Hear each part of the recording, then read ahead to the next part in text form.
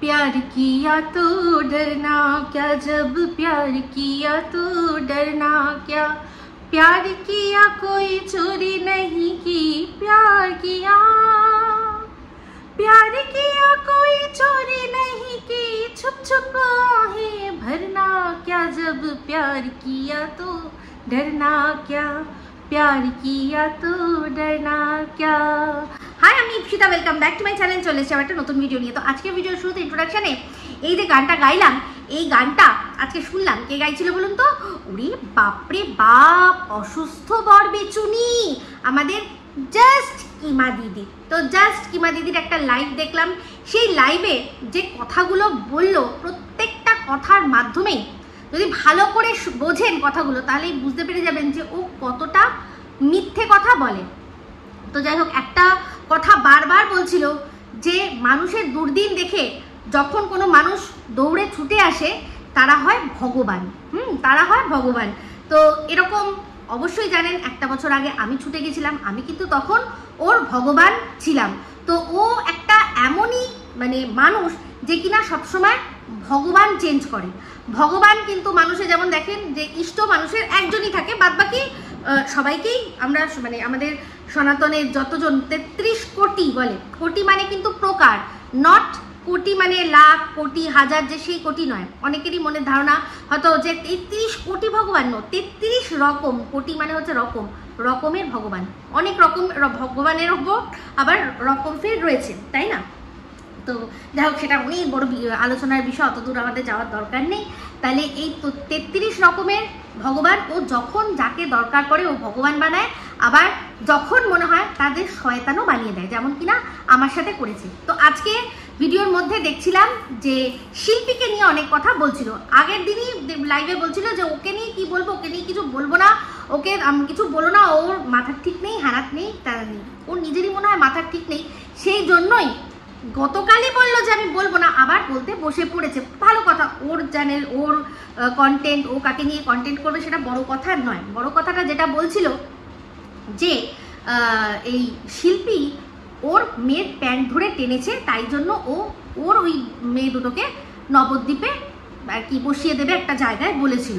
আর বলেছিল ও আরেকটা কথাও বললো যে ওর 2 মেয়েই নাকি তারা রীতিমতো বড়। আমি যতদূর জানি যে না, একটা বড় মেয়েটা বড়, কিন্তু ছোট মেয়েটা কিন্তু এখনো যাকে মাইনর বলে, সেই মাইনর কিন্তু রয়েছে। আমার মনে হয় ওর বড় মেয়েও এখনো অ্যাডাল্ট হয়নি, মানে 18 বছর মনে হয় হয়নি। আমি যতদূর জানি, আমার সবসময় ওর ভিডিও দেখা হয় না, কিন্তু মাঝখানে মেয়েটা অসুস্থ ছিল, বড় মেয়েটা, তাই জন্য আমি একটুখানি দেখছিলাম। তখন আমার মনে হয় যে ওর কিন্তু এখনো 18 বছর হয়নি, তার মানে ওর 2 মেয়েই মাইনর। সেই মাইনর মেয়ে দুটোকে ও ওই রকম একটা জায়গায় বসিয়ে দেবে। কেন বলেছিল? কারণ হচ্ছে গিয়ে যে ওর মেয়ে যে কিনা ওপেন ফোরামে এসে জামা কাপড় ছাড়ে, সেটাও ক্যামেরা বন্দি করে দেখায়, সেই মেয়েকে কিছু বলা হয়েছে বলে ও ওর মাইনর মেয়ে দুটোকে বলে দেবে। কিন্তু ভগবানের লীলা খেলা দেখুন, ওর মেয়ের যে ওই যে জামা কাপড় চেঞ্জ করা বা যে কোনো বিষয়টা তুলে ধরেছিল শিল্পী, কিন্তু আমি তো কোনোদিনও তুলে ধরিনি। ওর মেয়ের সম্পর্কে কোনো কথা আমি তো বলিনি। তাহলে আমার মেয়ের সম্পর্কে মিথ্যে বানিয়ে যে কথাগুলো বললো, তার জন্য আবার নতুন করে ওর কার্মা কিন্তু ফিরে এসছে। ওয়াইটির দাদা ভাইয়ের একটা ভিডিও দেখলাম, সেখানে পরিষ্কার শুনলাম যে জিনিসটা ও করছে ঠিক সেরকমই জিনিসটা কিন্তু ওর মেয়েও নাকি করছে। এটা আমি শুনলাম। বিশ্বাস করা না করা সম্পূর্ণ আমার মনের ব্যাপার, সেটা আমি বলবো না। কিন্তু যেভাবে আমার মেয়েকে বিনা কারণে যেভাবে তার ওপর কালি শুধু নিজে লাগায়নি, পাশের দেশ, এদিক ওদিক সেদিক সব জায়গা থেকে করে দিয়েছে। এমনকি ওই 49ও বলেছিল যে কিনা লোকের কাছ থেকে 49 রুপিস ভিক্ষা করে, সেও বলেছিল যে একজনের কাছে শুনেছি, তোমার বাড়িতে তো আমি যাইনি, কিন্তু যে তোমার বাড়িতে গেছে এরকম একজনের মুখে শুনেছি তোমার মেয়ে নাকি ছেলেদের নিয়ে দরজা বন্ধ করে, এই কথাটা ও বলেছিল। তাহলে আমার বাড়িতে কে এসেছিল? আমার বাড়িতে এসেছিল এই কিমা, আর এসেছিল আমার মেয়ের জন্মদিনের দিন, তাই না? তো যাই হোক, জন্মদিন বলতে মনে পড়ে গেল, আমার ছেলের গিফট নিয়ে কথা বলছে। তো যাই হোক, আমার ছেলের গিফট পেয়েছে, অনেক গিফট দেখেছেন, কিন্তু কতজন ওই অতগুলো গিফট ঠিক কতজন মিলে দিয়েছে, সেটা যদি আপনারা যখন দেখবেন তখনই বুঝতে পারবেন যে আমার ঠিকানা আমি হরিলুটের বাতাসার মতো বিলাই কিনা। তো তো নিজে বলে না সুতোর কথাটা ধার করে আবারও বলি, যে যেমন ঢেমনি জগৎ দেখে তেমনি। তো যেহেতু নিজে এরকমভাবে ফোন নাম্বার আর ঠিকানা বিলিয়ে মানুষের কাছ থেকে নিয়েছে, সেই জন্য ভাবে বুঝি আমিও বুঝি তাই করেছি। তো আমি গিফট আনবক্সিং করব, তখন আপনারা দেখে নেবেন যতগুলো গিফট ঠিক কতজনে মিলে দিয়েছে, তাহলেই বুঝতে পারবেন যে আমি ঠিক কতজনের কাছে আমার ঠিকানা দিয়ে রেখেছি। তো যাই হোক, বলছিল না না আমি কেন বলবো, ওকে দুধের শিশুকে তোমরা গিফট দিও না। না না দাও দাও দাও, নিশ্চয়ই দুধের শিশু, তার মধ্যে তো কি বসে না ভগবান বসে, তাই না? তাহলে সেই ছোট্ট বাচ্চা, সেই ছোট বাচ্চাটাকে মানে ভগবান কোন জায়গায় নাকি একটা মেরে রেখেছে না, এই কথাটা বলেছিলি না তুই? বাচ্চাদের সম্পর্কে কোনো খারাপ কথা তুই বলবি না, কারণ বাচ্চাদের সম্পর্কে খারাপ কথা তারাই বলে যারা কিনা দুর্বল। যখন তোর মেয়েকে নিয়ে এই তোর তুই যাকে মর্কট ডাকিস সে, বা এই যে তুই যাকে বরবেচুনি নাম দিয়েছিস এখন, সে যখন বলেছে তখন তুই একটাই কথা বলেছিস যে আমার সাথে পারে না, তাই আমার বাচ্চাদের নিয়ে টানাটানি করে। তো দেখ তুইও আমার সাথে পারিস না তখনই আমার বাচ্চা নিয়ে কিন্তু টানাটানি করিস। তো আমার মেয়ের সম্পর্কে এই নোংরা কথাটা তুই কিন্তু ওয়াইটিতে বলেছিস, আর শুধু মানে ভিডিওর মধ্যে না, বুঝলাম যে আমার সাথে আমার হিতৈষী থেকে হয়ে আমার বাড়িতে খেয়ে পড়ে হেগে মুতে আমার সম্পর্কে তুই অন্যদের সাথে এরকম আলোচনা করিস। জাস্ট তো তুই যাদেরকে এত ভালোবাসার মানুষ বলছিস তাদেরকে একবার জিজ্ঞাসা করিস তো যে আমার মানে তোর সম্পর্কে আমি তাদের সাথে পার্সোনালি কোনো কথা ভালো মন্দ যাই হোক আলোচনা করেছি কিনা, যা তো গিয়ে জিজ্ঞাসা করতো। তুই বলছিস তুই প্রচুর মানুষের ভালোবাসা পেয়েছিস, সেই জন্য কি সবার হিংসা? না রে, তুই হচ্ছিস ঘর কাঁদানি পর ভুলানি, বুঝতে পেরেছিস? তুই হচ্ছিস ঘর কাঁদানি পর ভুলানি মেয়ে ছেলে। তো সেই জন্য এই ধরনের মেয়ে ছেলে যারা হয় না, তারা সারা দুনিয়ায় সবার কাছে ভালোবাসা পায়, বুঝতে পেরেছিস? এটা হচ্ছে তোর সাথে অন্য মানুষদের ডিফারেন্স। তো সেটা নিয়ে হিংসা করার কিছু না, লোকে পয়েন্ট আউট করে ওই দেখো ঘর কাঁদানি পর হাসানিটা যাচ্ছে, বুঝতে পেরেছিস? তো যাই হোক, তুই বললি যে তোর সাথে আমি একটা জিনিস গল্প করেছিলাম, কি না আমি অনেক অল্প বয়সে বিয়ে করেছি, কারণ আমার তো পেকে গেছিল তাই জন্য। ঠিক বলেছিস। আমি তোকে বলেছি যে আমি পড়াশোনা মাঝপথে পড়াশোনাটাকে স্টপ করে রেখে আমি বিয়ে করে নিয়েছি, কিন্তু তা বলে সেটা কিন্তু মাইনর এজে নয়। তুই যে বললি না যে ও তো মনে হয় আমার ছেলে যে বয়সে বিয়ে করেছে সেই বয়সেই ও বিয়ে করেছে, তো সেক্ষেত্রে ছেলেদের বিয়ের বয়স 21 বছর হয়, তো তোর ছেলে সেই বয়স ছিল না। বাট আমি কিন্তু একটা মেয়েদের যে বয়সে বিয়ে করতে হয় আইনত সে বিয়ে করার যোগ্য, আমি সেই বয়সেই বিয়ে করেছি। আর আমার বরের বয়স আমার থেকে মোটামুটি আমার সাথে 7 বছরের ডিফারেন্স, বুঝতে পেরেছিস? তাহলে আমরা কেউই কিন্তু মাইনর ছিলাম না, সেখানে আমরা বিয়ে করেছি, অন্যের অমতে বিয়ে করেছি। কিন্তু দেখ তোকে তোর মা বাবা কি শিক্ষা দিয়েছিল যে পালিয়ে যেতে না। হ্যাঁ, আমি পালিয়ে গিয়ে বিয়ে করেছি, খুব ভালো কথা, পালিয়ে গিয়ে বিয়ে করেছি ভালোবেসে। অমতে কেউ আর কি দাঁড়িয়ে বিয়ে দেবে না, আমাদের ওই বয়সে তখন কেউ দাঁড়িয়ে বিয়ে দেবে না, আমরা নিজেরাই নিজেদের বিয়ে করে দিয়েছি। তো সেটাকে পালানো যদি মনে হয় তো পালানো, আমি পালিয়ে গিয়ে বিয়ে করেছি। তোর বাবা মা তোকে যে শিক্ষাটা দিল যে পালাতে নেই, তাহলে কিন্তু মানে তার আর কোনো জায়গায় ঠাঁই থাকে না, তুই কি সেটা মানতে পারলি? তোকে দাঁড়িয়ে একজনের সাথে পাত্রস্থ করলো, তারপর এরকম কি হয়নি যে তুই সেইখানে সেই পাত্রস্থ করা বরকে ছেড়ে রেখে অন্যের সাথে তুই চলে গেছিস? দেখ কাউকে না কাউকে তো গল্প করেছিস সেটা, তাই না? ওয়াইটিতেও মোটামুটি সবাই জানে, কারণ যাদের সাথে গল্প করেছিস, যেমন আমি তোর সাথে গল্প করেছিলাম যে আমি একটু পেকে গেছিলাম, তাই জন্য পালিয়ে গিয়ে বিয়ে করেছি। কিন্তু দেখ সেই যে পেকেছিলাম, যার সাথে পালিয়ে গেছিলাম, আমি কিন্তু তার সাথেই রয়েছি এখনো, বুঝতে পেরেছিস? তার সাথেই কিন্তু এখনো রয়েছি, সারা জীবনটা একসাথে কাটাবো। তো আমার বাবা মা আমাকে মানে পালিয়ে যেতে নেই এই শিক্ষাটা দেওয়ার প্রয়োজন বোধ করেনি। কেন বলতো? কারণ তারা ভাবেইনি যে আমি তাদের মানে অমতে বা তারা দাঁড়িয়ে থাকবেন আমি গিয়ে বিয়ে করে নেবো, তারা ভাবেনি। কিন্তু ওই যে হয় না, মানুষের আনএক্সপেক্টেড অনেক কিছু হয়ে যায়, তো তাতে কি হয়, সেই বাবা মাই এখন আমার থেকে বেশি আমার বরকে তার কথার মান্যতা দেয়, তো কোনো চাপ নেই তাতে, বুঝতে পেরেছিস? কিন্তু তুই দেখ তুই কি করলি, তোরকে যে পাত্রস্থ যাকে করলো তুই কি তার মান সম্মানটা রাখতে পারলি? তো যাই হোক, তুই আমার বরকে এত মানে বলছিস, আজকেও বললি কালো মানুষটা, আমার বর কালো, সেটা আমি বুঝে নেবো, সেটা আমি বুঝি না, তোর তো ফর্সা বর, তাতে কি হলো? তুই তো মুখে চুনকালি লাগিয়ে দিলি, তার মুখে চুনকালি লাগিয়ে দিলি। এখন যদি ধর কেউ জিজ্ঞাসা করে, আচ্ছা ওই মিস্টার মজুমদারের বাড়িটা কোথায় বলুন তো, হতেই পারে কেউ, আচ্ছা ও মিস্টার মজুমদার যার বউ নয়নতারাকে ভালোবাসে তাকে ভালোবাসে না, এই কথাটা কিন্তু বলতে পারে। কিন্তু আমার বরের সম্পর্কে কেউ এই কথাটা বলতে পারবে না। আমার বরের সম্পর্কে তাকে চিনতে গিয়ে এই কথাটা কিন্তু বলবে না, কিন্তু তোর ক্ষেত্রে বলতেই পারে। আচ্ছা ও যার ছেলেটা অল্প বয়সে বিয়ে করেছে, হ্যাঁ, তোদের ফুল ঝরেনি তখনই খাট কাঁপাতে শুরু করে দিয়েছে। হ্যাঁ রে, আমাদের খাট কাঁপানোর ইচ্ছা ছিল অল্প বয়সে, আমাদের তো তোদের মতো এত মানে খুব ভালো পরিবেশ পাইনি যে বিয়ের আগেই খাট কাঁপিয়ে দেবো, তাই জন্য বিয়েটা প্রয়োজন ছিল। তো তখনও কাঁপিয়েছি, এখনো তার সাথেই কাঁপাচ্ছি, বুঝতে পেরেছিস? কিন্তু তুই দেখ তোকে বলতে হয় যে ওইখানে ওই যে খাটটা দেখছো নয়নতারা দিয়েছে, তোকে বলতে হয় যে বান্ধবীর বাড়িতে তুই কি কাকে নিয়ে যাস না, যাকে দেখতে নাকি আমি রিঝাতে নাকি আমি গেছিলাম, তাই না? তাহলে দেখ তুই কি তোর মা বাপির সম্মান বা তোর বরের ওই ফর্সা মুখের সম্মানটা রাখতে পারলি কি? তোর বরের মুখটাই সাদা, কিন্তু অ্যাকচুয়ালি অদৃশ্য কালিমা তুই লিপ্ত করে দিয়েছিস। আর আমার বরের মুখ যতই কালো হোক না কেন, তার মুখ উজ্জ্বল, তার বউ এরকম কোনো কাজ করেনি বলে, বুঝতে পেরেছিস? তো যখন বলবি একটু বুঝে শুনে বলবি। আমি জানি তোর খুব কষ্ট হচ্ছে, কারণ সব সত্যিগুলো তুলে দিচ্ছি তো, সেই জন্য আজ তোকে দেখাতে হচ্ছে কি না লাল কার্ড কেন দেয়, নীল কার্ড কেন দেয়, এইসব গল্প তুই বলছিস। হ্যাঁ, তোর বরের যখন এমন অবস্থা, তুই তখন তাকে নিয়ে অ্যাম্বুলেন্সে না করে তুই এমনি গাড়িতে এসছিস, সেই সময়ও তাই করেছিলি, তুই মনে আছে? তাই করেছিলি, হ্যাঁ, এমার্জেন্সির জায়গায় দাঁড়িয়ে আমি দেখেছিলাম তার কষ্টটা, অবশ্যই দেখেছিলাম।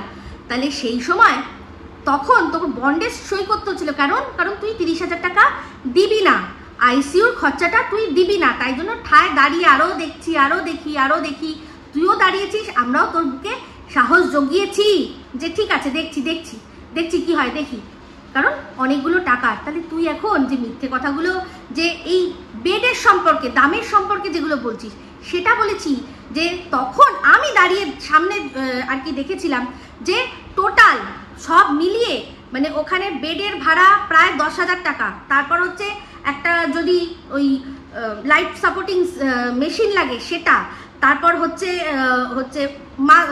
আরও অনেক কিছু ভেন্টিলেটার সব আর কি থাকবে, এরকম ইকুইপ একটা ঘর। সেই ঘরটা একটা মানুষ যদি আর কি একদিনের জন্য অকুপাই করে রাখে, তাহলে তার খরচা প্রায় 30,000 মতো বলেছিল, অ্যাপ্রক্সিমেটলি প্রায় 30,000। তুই তখন বলছিলি কি যে না অত আমি দিতে পারবো না, অত টাকা না অত টাকা দিতে পারবো না বলছিলি, তাই না? মনে নেই তোর? তাহলে এখন তোর আইসিসিইউতে এত কমে কি করে হয়ে যাচ্ছে রে, কি করে হয়ে যাচ্ছে? তো সেখানে যদি তোর এই কথাগুলো ঢপের কীর্তন বলে থাকি, কি খারাপ কথা বলেছি? আর সেখানে তুই একজনকে আর কি অ্যালিবাই হিসাবে বলছিস, অ্যালিবাই হিসাবে তার কথা শুনতে হবে কেন? সে কি যুধিষ্ঠির? সে কি এই যুগে যুধিষ্ঠির যে তোর কথা শুনতে হবে?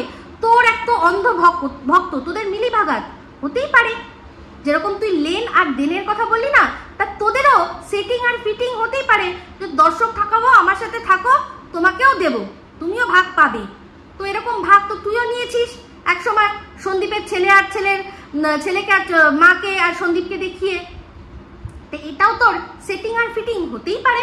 এখন তুই কাদার কথা বলছিস যে নাকি তোর জন্য কেঁদে ফাটিয়ে দিয়েছে, মানে আমাদের 2.0 আমাদের সাক্ষী দিদি, সেই সাক্ষী দিদি তাহলে কেন বলছে যে না এই টাকা তোলার ব্যাপারটা কিন্তু সমর্থন করতে পারলাম না, কারণ সেও জানে যে টাকা তোলার মতন অবস্থায় তুই নেই। তুই এমনভাবে মানুষকে বোঝাচ্ছিস তোর কাছে টাকা নেই, তোকে মানে তোর গায়ের গন্ধ সহ্য করতে না পেরে মানুষ তোকে কি গিফট করছে না, কি বললো একটা শুনলাম যে ফেস ওয়াশ হানাতানা গিফট করছে, মানে তোকে তোর পাশে গন্ধে তারা টিকতে পারছে না, সেই জন্য তোকে গিফট করছে যে মুখটা ধোও তুমি, তোমার মুখ থেকে গন্ধ বেরোচ্ছে। যে কথাটা শিল্পী বলেছে একদম ঠিক বলেছে, তোর মুখ থেকে গন্ধ বেরোচ্ছে, এটাই তো পরিষ্কার। তোকে কি গিফট করছে এটা দিকেই তো আমরা বুঝতে পারছি যে কিরকম ভাবে তোর গায়ের গন্ধ।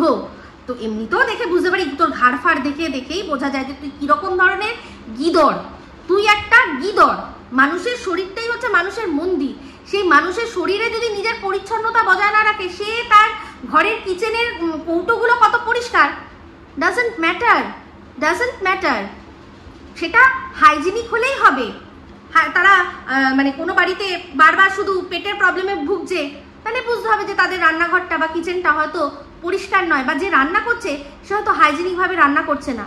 আমাকে দেখিস, আমার ব্লগ তো সবসময় শেয়ার করছি, এই এত বছর ধরে করছি। দেখ তো আমার ব্লগ পুরো ঘেটে দেখ তো। আমি তো আজকের দিনের জন্য মানে তুই আমার কিচেনের ওপর আঙুল তুলবি সেটা তো আমি জানতাম না। তাহলে দেখ তুই এত বছর ধরে দেখ তো যে কোথাও দেখতে পাস কিনা কোনোদিনও যে আমাদের পেট খারাপ হয়েছে। হ্যাঁ, তুই পিটপিটে তোর মানে ওই গায়ে মানে নিজে এত নোংরা বলে তুই ওই রকম পিটপিটানি করিস বলে, তাহলে তো আর আমি করবো না। আজকে তোর বান্ধবীর ঘরটা তুই দেখেছিস তোর বান্ধবীর ঘরটা। এখন তোর উপায় নেই, সেই জন্য তুই দাঁতে দাঁত চেপে বসে আছিস। তাই জন্য তারপরেও তুই বললি যে কমফোর্টেবল ফিল করতে পারছি না, কারণ ওর ঘরে যেখানে যেখানে নোংরা চাপ দেখা যাচ্ছে তুই তো গিয়ে ওটা পরিষ্কার করতে পারবি না। না তোর শরীর দেবে সেটা, নাকি তোর কোনো রকমভাবে তোর বান্ধবী সেটা আর কি বাজেভাবে নেবে। কিন্তু তুই তো ওগুলো দেখছিস, তোর তো গায়ে পিটপিটানি করছে, তোর তো চরিত্র পিটপিটানি। তুই তো মানে যেটাকে বলে ছুচি বাই বা সুচি বাই, তোর তো তাই আছে। তোর অন্যান্য অনেক বাই আছে, তার সাথে সাথে এই বাইটাও তো রয়েছে। তো যাই হোক, বাই বলতে মনে পড়ে গেল, তুই কি বলছিস? তুই বলছিস যে আমার বরের সাথে তুই আমার এক যে ভিউয়ার মানে শিপ্রার কথা বলছিস, যে সে তার বয়ফ্রেন্ড এরকম আমার কাছে একটা কমেন্ট এসছে, ইন্দু লিখেছে। তাহলে সেক্ষেত্রে মানে এই কথাগুলো কেন তুই বলতে পারিস বলতো? কারণ তুই নিজে এইগুলো করতে চেয়েছিলি, সেই জন্য। শিপ্রা না কোনোদিনও আমার বরকে সামনাসামনি দেখেছে, না আমার বরের মানে কি বলবো চৌহদ্দির ভেতরে এসে মানে তাকে সামনাসামনি ক্যামেরার বাইরের থেকে কোনোদিনও দেখেনি। তাহলে বয়ফ্রেন্ড হবে কি করে? কিন্তু তুই তো করেছিলি। তোকে একটা ঘর, আমার মেয়ের ঘরটা ছেড়ে দিলাম, যেখানে একটা সিঙ্গেল বেড তোকে ছেড়ে দিলাম যে তুই ওখানে শো, তাও তুই কি করলি না চলে আসলি সোজা আমার বেডরুমে, ওখানে শুবি বলে। তাহলে এই যে এক খাটে তো তুই আমার বরের সাথে শুয়েছিলি, তোকে তো আমি আমার মেয়ের ঘরটা ছেড়ে দিয়েছিলাম। তুই এই মানে ঢুকলি বলে তখন বাধ্য আমার বর চলে গেল, সারা রাত বসে টিভি দেখলো, একদম ভোরে। এবার আমার বরের তো এসি ছাড়া ঘুমানোর অভ্যেস নেই না। তোকে আমি দিলাম আমার ঘরটা, মেয়ের ঘরটা, তুই চলে আসলি আমার ঘরে। ঠিক আছে, মানুষ হতেই পারে, কোনো অসুবিধা নেই। কিন্তু তার পরিপ্রেক্ষিতে এরকম নোংরামি বলে কথা বলেছিলি, মনে আছে? অ্যাকচুয়ালি তোর মনের মধ্যে গভীরে ওই নোংরাগুলো চলে, তাই সেই জন্যই আজকে শিপ্রার ঘাড়ে সেটা চাপিয়ে দিলি। কিন্তু দেখ, আমি কিন্তু বলবো না যে তোর বাড়িতে এই যে যারা ছুটে যাচ্ছে, যারা মুখে মুখ খুলে দেবে, তুই জল ঢুকিয়ে দিবি, ওষুধ ঢুকিয়ে দিবি, আমি কিন্তু তাদেরকে তোর বরের বয়ফ্রেন্ড বলতে পারবো না। এত কিসের টান আমি কিন্তু বলতে পারবো না। কিন্তু তুই অনায়াসে বলতে পারলি, কেন বলতো? কারণ তুই ওটা করিস, তুই ওটা নিজে করিস, বুঝতে পেরেছিস? তো যাই হোক, তো ভগবানের লীলা খেলা দেখ। তুই অযথা আমার মেয়েকে টানলি। আমি কিন্তু তোর মেয়েকে, তোর ছেলেকে, কাউকে নিয়ে কথা বলিনি প্রথমে। তুই যখন আমার ছেলে মেয়েকে নিয়ে টানলি তখন আমি বললাম। আর আমার মেয়ের নামে তুই নোংরামি ছড়ানোর চেষ্টা করেছিলি। আজ তোর মেয়ের কাচ্চা চিটটা পুরো ওপেন হয়ে যাচ্ছে। প্রথমত তার চাকরির সম্পর্কে, তার সমস্ত কিছু সম্পর্কে তুই যে মিথ্যা কথা, ডাহা মিথ্যা কথাগুলো বলেছিলি, সেগুলো তো প্রমাণ দিয়ে দেখিয়ে দিলাম। এইবার আসছে তোর মেয়ের ক্যারেক্টার নিয়ে আসছে। হ্যাঁ, বারবার একজন বলছে দেখিয়ে দেবো, প্রমাণ দেখিয়ে দেবো। হ্যাঁ, কি অবস্থা বল, কি অবস্থা। এই যে তুই বললি, দেখ আমার মেয়ে তো আমার ঘরে, 10টা বন্ধু বান্ধব একসাথে, ওখানে ভেতরে আরও কতগুলো মেয়ে আছে। আমার মেয়ের জন্মদিনের ব্লগটা দেখলেই সবাই বুঝতে পারবে যে ওখানে কতগুলো মেয়ে ছিল, টোটাল কতজন বন্ধু ছিল, তার মধ্যে কতজন ছেলে কতজন মেয়ে, সবাই মিলে একটা ঘরে ছিল। আর তোর দেখ, বা নিজের বাড়ির সামনে অবধি না এসে গলির মোড় অবধি নাকি কেউ ছেড়ে দিয়ে যায়। আমি যেটা শুনলাম, আমি জানি না, আমি বিশ্বাস অবিশ্বাসের কথা পরের কথা, কিন্তু আমি শুনলাম। কিন্তু তুই যে কথাটা বলেছিস না টাপুরের সম্পর্কে, কেউ বিশ্বাস করেনি, কারণ সবাই আমার মেয়েকে চেনে। তুই কর্মার ভয় কাউকে দেখাস না, তুই নিজে কর্মা দেখ, ভোগ। সেই জন্যই আজকে তোর মেয়ের ক্যারেক্টার চলে আসছে বাইরে। আমার কিচ্ছু করতে হলো কি? কিচ্ছু করতে হলো? আমায় কি ওর সম্পর্কে কোনো বাজে কথা বলতে হলো না। দেখ, আমার কর্মা ঠিক আছে, কিন্তু অন্যের মুখ থেকে ভগবান ঠিক একদম পুরো 5G থেকেও বেশি স্পিডে বার করে দিল। তুই আমার মেয়েকে নিয়ে যেদিন টানাটানি করলি সেই দিন অমনি বেরিয়ে গেল। তাহলে তুই তোর মেয়ের জন্য সেই সময় যে শিল্পী শিল্পীর সাথে আমার কিচ্ছু ছিল না, কিন্তু তোকে চুলের মুঠি ধরে মারবে বলেছিল, তোর ছেলে মেয়ের কথা বলেছিল, তাই জন্য আমি তার সাথে কি করেছিলাম, মানে জাস্ট সেগুলোর প্রতিবাদ করেছিলাম। তুই কিন্তু প্রতিবাদ করিসনি, কিন্তু উল্টে তুই নোংরামি করেছিস। আজকে সেই শিল্পীর মেয়েকে নিয়ে তুই মানে বলতে বসলি আবার যে কেন তুই বলেছিস, তোর মেয়েকে নিয়েও বলেছে। তাহলে দেখ, এগুলো হচ্ছে কর্মা, বুঝতে পেরেছিস? ইনস্ট্যান্ট চলে আসে। তো যাই হোক, তোর লাল যে কার্ড দিয়েছে, লাল কার্ড তোকে দিয়েছে কারণ হচ্ছে গিয়ে খুব এমার্জেন্সি। তুই নিজের মুখ থেকেই দেখ, তোর সত্যি কথাগুলো বেরিয়ে যাচ্ছে যে আমি তোর সাথে দাঁড়িয়ে সেই রাতে দেখেছিলাম যে সেই মানুষটার কত কষ্ট। আমি নিজেও বলেছি, আমি বারবার করে অক্সিমিটার চেক করছিলাম যে কত নেমে যাচ্ছে অক্সিজেনের মানে মাত্রা কিছুতেই উপরে উঠছে না। সেই রাতে এতগুলো বন্ড সই করা হলো, তার সত্ত্বেও কিন্তু আইসিইউতে দিতে হয়নি। নর্মাল যে জেনারেল বেড, সেই বেডে দিয়েই কিন্তু কাজ হয়ে গেছে। একেবারে সেই বেডে তাকে শিফট করেছে, সে মোটামুটি ঠিক রয়েছে।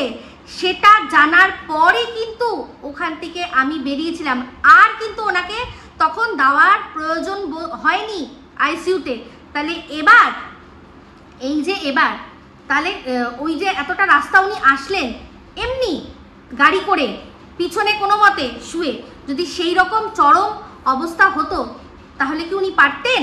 তো সেখানে আমি যখন দেখেছি এত কিছু, তা আমার মনে এই প্রশ্নটা আসবে না তো কার মনে আসবে রে?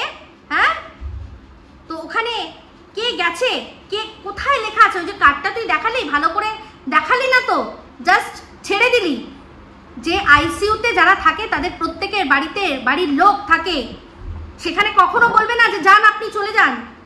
তো যদি সত্যিকারের অত বাড়াবাড়ি হতো তাহলে সবার আগে তোদের ওখানকার কাছাকাছি হসপিটালে নিয়ে যেতে তুই বাধ্য হতিস। তুই এতটা রাস্তা টানার কথা ভাবতেই পারতিস না।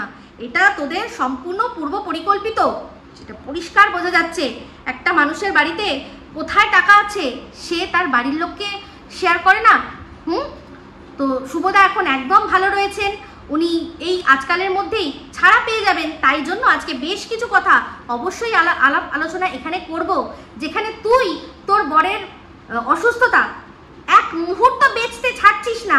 এই অসুস্থতার মধ্যেও তোকে নিয়ে কে কি বলছে সেগুলোর তুই উত্তর দিতে বসছিস, তাহলে তোকে শুনতে হবে। যখন তুই বলতে বসবি তখন তো তুই চিন্তা করছিস না এটা যে না আমার এখন বলবো না, আমার বর আগে বাড়ি পৌঁছাক, তারপর যে যা বলছে সব তোলা রইল, সমস্ত তাদের আমি উত্তর দেব না। সেটা তুমি করবে না, কারণ তোমাকে তো এখন ইনকাম করতে হবে, তাই না? তাই নিজের দুঃখরা গিয়েও ইনকাম না হয়েও তোকে কে কি বলছে সেগুলো দিয়ে বলছিস। হ্যাঁ, বরবেচুনি আলাদা একটা মাতাল, আর আমি আবার নাকি আলাদা একটা মাতাল। আর তুই কি তুই আর এই যাকে বরবেচুনি বলছিস দুজনেই কিন্তু ডিজিটাল ভিখারি। একজন কিউআর কোড দিয়েছে আর একজন হচ্ছে গিয়ে ফোন নাম্বার দিয়েছে। আজও তুই তোর ফোন নাম্বার বিলি করছিলি, যেই একজন বলতে চেয়েছে অমনি। তো নিজে যেই কাজগুলো করিস সেটা অন্যের ঘাড়ে চাপাস কেন রে? আমাকে দেখেছিস এরকম ভাবে পাবলিকে বসে নিজের ফোন নাম্বার বিলি করব? হ্যাঁ, তো যাই হোক, এই যে আরেকটা কথা তুই বললি না যে তো যাই হোক বন্ধুরা, একটা কথা বলুন তো, ও এই যে আমার বরের সম্পর্কে এত বাজে বাজে কথা বলছে, আজকে ও নিজের বরের সম্পর্কে বলছে ওর বর নাকি কিপ্টে, ওর বর কিপ্টে। তো ওর বরকেও কিপ্টে বলছে, একবার খুব ভালো বলছে। আজকে ভিডিওর মধ্যে মানে লাইভে বসে বসে বলছে যে আমার শ্বশুরবাড়ি ভীষণ ভালো, আমি ওদের নিয়ে কিছু বলতে পারবো না।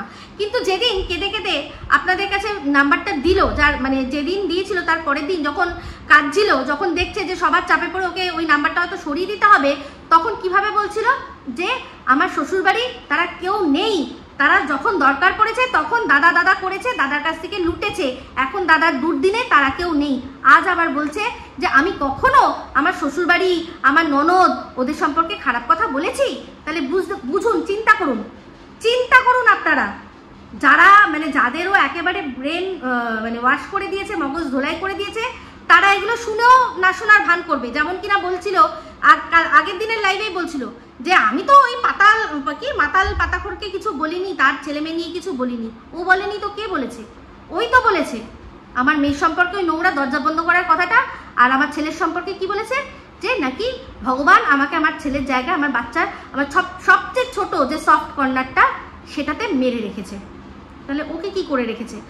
ওর তো মানে কোনো রকমভাবে মারেনি, ওর তো সব জায়গাটা একদম স্ট্রং, তার সত্ত্বেও ওর তাকে নিয়ে কাঁদতে বসতে হচ্ছে যে সে যে ছোটবেলায় ছোট বয়সে বিয়ে করছে সেটার জন্য কি করছে না, আমি তাকে আটকাতে পারছি না, সে আমার হাতের মধ্যে নেই। তাহলে এইরকম মানে সফট জায়গাটা স্ট্রং হওয়ার চেয়ে তো অনেক ভালো, যাদের স্ট্রং না তাদের তো অনেক ভালো। তো এই কথাগুলো বারবার করে যখন বলি না, আমার মনের ভেতরে কিছু একটা হয়, কারণ ওর এই মুখ আর মুখোশ দুটো আমি দেখেছি, খুব ভালো করে দেখেছি। আজ যারা ওর বিপদে দৌড়ে গেছে, কাল যদি ওর কোনো এগেনস্টে মুখ খোলে, দেখবেন কিভাবে ভগবান শয়তানে পরিণত হয়ে যায়, কিভাবে ভগবান শয়তানে পরিণত হয়ে যায়। যে গেছিল সে দেখেছে এত তোর বরের টাকার প্রয়োজন, তাহলে সে আবার বলছে কেন যে না এরকমভাবে কিউআর কোড মানে ফোন নাম্বার দিয়ে তোলা উচিত হয়নি, মানে তলে তলে তুললে তবে ঠিক ছিল, তাই না? তাহলে নাহলে তো সে বলতো যে না টাকা তো দরকার ছিল। তুই তো আগের বার যখন হয়েছিল, হ্যাঁ যখন আগের বার হয়েছিল তখন তো তুই বললি তোর বরের অসুস্থতায় অনেকে হেল্প করেছে, সেই সময় কি কেউ আপত্তি করেছিল? করেনি। কিন্তু তুই অন্যের ক্ষেত্রে যখন বলবি, অন্যকে যখন ডিজিটাল ভিখারি বলবি, নিজের বড়লোকির চাল দেখাবি, তাহলে কেন মানুষ বলবে না? আর এখন না পেরে তুই কি করছিস, আমাকে দমাতে না পেরে আমার দর্শকদের পর্যন্ত নোংরা টেনে হিচড়ে নামানোর চেষ্টা করছিস। মানে তোর কতটা অধঃপতন হয়েছে তুই ভাবতে পারছিস? মিথ্যে কথা বলতে বলতে কোন চরম লেভেলে তুই পৌঁছে গেছিস, কোন চরম লেভেলে পৌঁছে গেছিস। কোভিড এত তাড়াতাড়ি মানুষের পজিটিভ হয়ে যায়, পজিটিভ থেকে নেগেটিভ হয়ে যায়। একটা মানুষ যে কিনা আইসিসিউতে ছিল তাকে শিফট করলো, যেদিন শিফট করলো তার পরের দিনই সে এখন মানে বিন্দাস হাঁটাচলা করে বাথরুম একা একা যেতে পারছে। ভাবতে পারা যায় এটা? আপনারা চিন্তা করে দেখুন, আইসিসিউতে যখন ছিল নিশ্চয়ই ক্যাথিটার পরানো ছিল, ক্যাথিটারের মধ্যেই হিসু টিস্যু হবে। তারপর হচ্ছে গিয়ে সাধারণত এই ধরনের রোগী তাদেরকে সলিড কোনো ফুড দেওয়া হয় না, তো হিসু পটি জানি ওই রকমভাবেই হয় আর কি, বেড প্যান হেনা তেনা দেয়, তাকে কখনো হেঁটে হেঁটে যেতে হয় বাথরুম অবধি। তার মানে বুঝতে পারছেন, আমি বলছি না যে ওর বর অসুস্থ হয়নি, অসুস্থ হয়েছে, আগেরবার যেরকম অসুস্থ হয়েছিল সেরকমই। হ্যাঁ, যেখানে হসপিটালে গেলে আমরা, যখন বরকে হসপিটালে ভর্তি হয়ে গেল, এমার্জেন্সি থেকে যখন জেনারেল মানে যেটা মেল ওয়ার্ডে ভর্তি হয়ে গেল, যেখানে কিনা অবশ্যই না স্যালাইন দেওয়ারও ব্যবস্থা রয়েছে, আর কি রয়েছে না অক্সিজেন মাস্ক দেওয়ার ব্যবস্থা রয়েছে, আর বারবার করে এসে অক্সিমিটারে চেক করছে অক্সিজেনের লেভেল, ওখানেই চ্যানেল করা আছে, সেখানেই ইঞ্জেকশন দরকার পড়লে ইঞ্জেকশন দেওয়া, হ্যানা তেনা সবভাবে চিকিৎসা কিন্তু হচ্ছে। তো এবারও সেরকমই কিন্তু হয়তো হয়েছে, আমি হয়তো বলছি কারণ আগেরবার আমি নিজের চোখে দেখেছি। তো আগেরবার এত বড় বাড়াবাড়িতে মানে একদম বন্ডেও সই করে দিল যে যা হবে হবে, তাও আমি এখানেই রেখে চিকিৎসা করাবো, কারণ তারা বারবার ভয় দেখায় যে যদি কিছু হয়ে যায় আমাদের কিন্তু বলতে পারবে না, আপনি আইসিইউতে ভর্তি করুন, আইসিসিউতে ভর্তি করুন। আইসিসিইউ হচ্ছে আইসিইউর থেকেও মনে হয় এক ধাপ উপরে, মানে এখানে ইন্টেন্সিভ কেয়ার আর তাছাড়া ক্রিটিক্যাল যেসব বিষয়গুলো সেগুলোও আর কি হয়তো চিকিৎসা হয়, তাই না? তাহলে সেক্ষেত্রে এইরকম ক্রিটিক্যাল অবস্থায় যে মানুষটা থাকবে, সেই মানুষটা এত তাড়াতাড়ি উঠে বাথরুমে হেঁটে হেঁটে যাচ্ছে, এটা মানা যায়? আপনাদের বাড়িতে আপনারা কোনো রকমভাবে রোগী দেখেননি? আপনাদের বাড়ির আশেপাশে পাড়া প্রতিবেশী কারুর না কারুর তো আইসিসিউতে থেকেছে, তারা খবর নিয়েছেন যে কতদিনে তারা হেঁটে চলে বেড়াতে পারে। আমার যখন মায়ের সেরিব্রাল হয়েছিল, চিকিৎসা যতটা হয়েছিল, মানে ওই যে স্ট্রেচারে করে নিয়ে গেছে, আবার স্ট্রেচারে করেই কিন্তু আমি বাড়িতে পৌঁছেছি। আবার যেই রকম বেড থেকে তুলে নিয়ে আমি তো গিয়ে দেখেছিলাম আমার মা মাটিতে পড়ে রয়েছে, তারপর সেখান থেকে আমি আমার বর দুজনে মিলে তুলে ধরে শোয়াই হচ্ছে গিয়ে বিছানায়, তারপর সেখানেই ডাক্তার আসে, সেই ডক্টর আর কি রেফার করে দেয় ভর্তি হতে। তো তারপর আসে কি না অ্যাম্বুলেন্স, সেই অ্যাম্বুলেন্সে যেরকম মা গেছিল আবার কিন্তু অ্যাম্বুলেন্সেই ফিরেছে। তারপর বাড়িতে চিকিৎসা হয়েছে ওই ফিজিওথেরাপির মাধ্যমে, আর ওষুধপত্র আয়া, দুটো আয়া, একজন সকালে একজন রাত্রে, তখন আমি রেখে করিয়েছি চিকিৎসা। আজকে বলছে যারা তোমরা বলছো তোমরা 10 টাকা দিয়েছো, যে বলছো 10 টাকা দিলেই সব বলা যায়, 10 টাকা দিলেই সব বলা যায়, 10 টাকা না দিলেও মানুষকে ঠকতে দেখছি। বলছি তুই চিন্তা করছিস যে বাড়িতে যাব তারপর বলবো যা হয়েছে, তুই তো সেটা করছিস না, তুই তো এখানেই বসে পড়েছিস। আজকে কখনো সন্দীপ, কখনো আমাকে, তা তুই এই যে বললি, আমাকে যে কথাটা বললি যে ওই পিউর কথাটা, আমি পিউরকে সমর্থন করছি, কারণ এটা বলেছে অ্যাটলিস্ট ভালো যে ওর বাচ্চা তো হবে না, কারণ ওর অলরেডি বাচ্চা রয়েছে, ওর তো আর বাচ্চার তাড়া থাকবে না, হবে না বলিনি আমি, বলছি ওর বাচ্চা নেওয়ার কোনো তাড়া থাকবে না বা চাগার থাকবে না, তাই তো? কিন্তু তুই যে ডিভোর্সের আগেই একজনের সাথে সম্বন্ধ করতে চেয়েছিলি, তো সেইটা তো আগে তুই ডিভোর্সের জন্য অপেক্ষা করেছিলি? সেই মেয়ে যে একদম দুধে ধোয়া তুলসী পাতা, সেটা মানে কি করে জানবো? কারণ ওর বাবা মা দেখেও তো একজনকে দিয়েছিল, তাই না? তাহলে সেক্ষেত্রে ও যদি কোনো সময় কাউকে বেছেও নেয়, তাকে সমর্থন করবো, কারণ যেটা হবে সেটা ও এবার নিজের দায়িত্বে নিয়ে নেবে। তো তোর এত কেন কষ্ট হচ্ছে রে? তাহলে যদি হচ্ছেই, তাহলে তখনই কেন বারণ করলি না? বারবার দেখছি, তুই তো নিজেই বললি, বারবার দেখছি যে ওর ফোন এঙ্গেজড। বারবার তুই তার মানে কিরকম ভাবে মনিটর করিস? বারবার দেখছিস ওর ফোন এঙ্গেজ, তাহলে ওর মাকে জিজ্ঞাসা করেছিস, তারপর নিশ্চয়ই জানতে পেরেছিস, ওর মা হয়তো জিজ্ঞাসা করেছে যে কার সাথে কথা বলিস, তাই না? তা সব জেনেছিস, সেই মুহূর্তেই কেন দর্শকদের জানালি না? কেন সেই খাল কেটে কুমিরটাকে ঢুকিয়ে দিলি? হ্যাঁ, কারণ তুই ভেবেছিলি মনে হয় যে একদম খালটা আমারই হাতের মধ্যে রয়েছে, যখন দরকার আবার কুমিরকে বার করে খাল আমি বুঝিয়ে দেবো। সেরকম হয় নাকি বল? সেরকম হয়? তো যাই হোক, তোর এই ফালতু বকওয়াস সব মানুষ দেখেছে, বুঝে গেছে যে তুই মিথ্যা কথা বলছিস, আর শুধুমাত্র তুই আমাকে থামাতে পারছিস না বলেই শুধু ওই একটাই কথা, মাতাল পাঠাকর। হ্যাঁ, তো তোর মা এত ভালো শিক্ষা দিল, তারপর কি হলো? তুইও তো যা করলি, আবার আরেকজন মানে নেক্সট জেনারেশনও শুনতে পাচ্ছি সেরকমই ধরনের ব্যাপার। তো অন্যের সংসার ভাঙাস যখন চিন্তা করিস, এই যে নয়নতারা এত করে বলছিস, আর অন্যকে কর্মের তুই ভয় দেখাচ্ছিস, কারমা তাদের হিট করবে।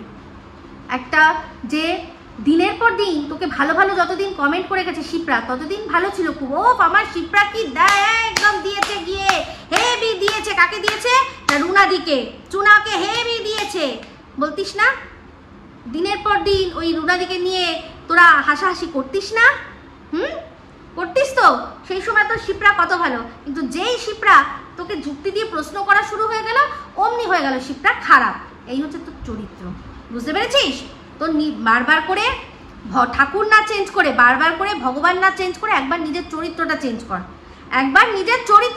কর, দেখ সব ঠিক হয়ে যাবে, বুঝতে পেরেছিস? আর তোর বর, এই যে তুই বলছিস যে মানুষটা সুস্থ হয়ে গেছে, এখন ছাড়া পেয়ে যাবে, তুই আমাদেরকে জানাস তো যে এই লোকটা, তুই বলেছিস, দেখ তোর ঢপের গল্প কিরকম ভাবে মানুষ বুঝতে পারবে যে তুই কত ঢপবাজ। তুই নিজে বলেছিস যে যখন তোর সাথে মানে বিয়ে হয়েছে তার আগে ওনার নাকি কিচ্ছু ছিল না, তুই এসছিস আমরা লক্ষ্মী, তারপরেই নাকি উনি ধনধান্যে পুষ্পে ভরা হয়েছে। তাহলে যদি তাই হয়, তাহলে যেখানে যেত, মানে ওই যে তোর মায়ের বাড়িতে যেত, তাহলে সেখানে পয়সা লাগতো না? ওখানে তো সব পয়সার খেলা, তাহলে সেই পয়সাগুলো কোত্থেকে পেত রে? তাহলে কি সে চুরি ছিনতাই করতো তার বাবার কাছ থেকে? হ্যাঁ, তার বাবার কাছ থেকে কি চুরি ছিনতাই করে ওখানে যেত? নাকি ওই যে যেটা সুতো বলেছে আর কি, যে কাস্টমার, নাকি কাস্টমার নয়, ওটা হয়তো দালাল, সেরকম কি কিছু? ও শুভদা, তাড়াতাড়ি একটু সুস্থ হয়ে যাও তো। বলছিল যে হ্যাঁ ও তো ওর জন্য টাকা তুলছি, কত কষ্ট হচ্ছে। কেন কষ্ট হবে না কেন? কারণ সেই মানুষটাকে দাদা ডেকেছি, যেরকম আর কি ওই ভিখারিরা সাথে করে ওই যে নিজের পা বেঁধে ল্যাংড়া সেজে করে, মানুষকে ঠকায়। হ্যাঁ, কেউ ঘুমন্ত বাচ্চা নিয়ে তারপর গিয়ে দাঁড়িয়ে ভিক্ষা করে। তুই সেরকম ওই একটা মানুষের অসুস্থ শরীরটাকে নিয়ে বেচবি, তাহলে খারাপ তো লাগবি, যাকে দাদা বলেছি। তাহলে তুই বলিস তো, তোর এই গল্প, তোর এই গল্পের গরু গাছে ওঠানো বন্ধ করতো। আমার বরকে নিয়ে তোর যখন এত জ্বালা, তাহলে তোর বরের প্রশ্নটাও তো বলিস তো। তোর বরের নাকি তোর ওখানে যে তোর মায়ের ওখানে খেতে যেত, কি খেতে যেত রে? কি খেতে যেত? কেনই বা যেত? একটা ভদ্রবাড়ির ভদ্রলোক ওখানে যেত কি করতে? আর তোর সাথে আলাপের পরেই যদি তার ইনকাম হয়েছে, তার আগে যদি তার কিছুই ছিল না, তাহলে ওখানে যেত কি করতে? ওখান থেকে কি ইনকাম করতে যেত? দালালি করতো? মানে এই যে সুতো যেটা বলেছে কাস্টমার, সেটা কি অ্যাকচুয়ালি দালাল? এইটা একটু ক্লিয়ার করে দিস, কারণ তোর তো জীবনটা খোলা কিতাব। খোলা কিতাব। তাহলে যেরকম আমি আজকে দেখ সুন্দর করে বলে দিলাম যে আমার পালিয়ে বিয়ে করার কথাটা, তো আমার মা আমার বাবা কোনোদিনও বুঝতেই পারেনি আমি পালাবো, তাই জন্য আমাকে এইসব বলেইনি যে পালালে কি হয় না হয় আর কোনো রাস্তা থাকে না। তাহলে তুইও তো করছি না বিয়ের পরে। আচ্ছা তো সবাই জানে, সব কোথায় জানো, মায়াপুর না কিরকম একটা ঘটনা শুনেছিলাম না, শুনেছি বুঝতে পেরেছিস, কমাসের জন্য। তারপর আবার কুয়ায় নাকি লাতও খেয়েছিলি, তারপর আবার ফিরেও আসতে হয়েছিল, সেটা তো আমরা জানি। হ্যাঁ সেটাই তো তুই বলেইছিলি যে খবরদার তার নাম আমি মুখে নিতে পারবো না, বাদবাকি তার অন্য কিছু মুখে নিয়ে নেবো, কিন্তু আমি নাম নিতে পারবো না, নামটা শুধু নিতে পারবো না, অন্য কিছু মানে আবার অন্য কিছু তাই না, তুই কি ভাবছিস? কিন্তু এই যে ঠোঁটের কাঁটাটা যেটা বলেছে না সুতো, ঠিকই বলেছে কিন্তু মনে হয় একদম দারুণ জায়গা মতো দিয়েছে। তো এটা হয় কি বলতো, অন্যের এই যে আমার বর, যা তোর খাট কাঁপানোর কথা বলছিলি না, যে আমার বর দেখ না কোথাও দাগ ফাগ দেখতে পাবি না, কারণ তার নিজের জিনিস তো হ্যান্ডেল উইথ কেয়ার করে রাখে। কিন্তু এই যারা অন্যের জিনিস নিয়ে ঝাপাঝাপি করে না, তারাই এরকম দাগ দুগ এসব করে দেয়, বুঝতে পেরেছিস? আর খারাপ আর মনে রাখার কিছু লাগার ব্যাপারই নেই। বান্ধবীর বাড়িতে কি করিস সে তো বোঝাই যাচ্ছে। তো একেবারে দুপুরবেলায় ওখানকার কাজ সেরে এসেছিস, ব্যাস পতি পরমেশ্বরের কাজ হয়ে গেছে। এবার রাতের বেলার সব প্রোগ্রাম হয়ে গেল নাকি, বারবার করে ফোন আসছিল, মিউট করতে হচ্ছিল, সব বুঝতে পারি, বুঝি। তো যাই হোক বন্ধুরা, এই বলেই ভিডিওটা এখানে এন্ড করছি। যদি ভালো লাগে তাহলে অবশ্যই লাইক শেয়ার কমেন্ট করতে ভুলবেন না। যারা চ্যানেলটা সাবস্ক্রাইব করেনি তারা সাবস্ক্রাইব করবেন। সবাই ভালো থাকবেন, সুস্থ থাকবেন। আবার আছি খুব শীঘ্রই নতুন ভিডিও নিয়ে। টাটা।